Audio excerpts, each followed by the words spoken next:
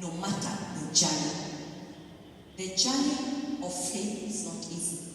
If the disciples could experience that and they were with Christ physically, even us will face challenges, will face hardship, but we need to trust and have faith in God that even when we go the season of silence, He will still fulfill His promise to us. So don't lose. Keep knocking that door.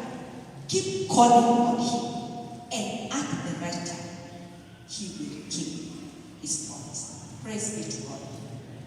I want us to go before Him and pray. Because I believe there's something you've been waiting for. There's a miracle you've been waiting. And you're telling God, I need to see you. I need you in my life. You promised this. I've been waiting on you. Maybe you are in that season. Maybe you are in the waiting. Maybe you're in your season of prayer. Persist. So let's go before God. Let's bow our heads and remind Him.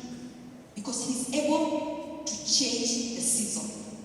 And He's able to calm the storm. He's able to bring to pass His promise and to fulfill that promise that He promised you. Be still.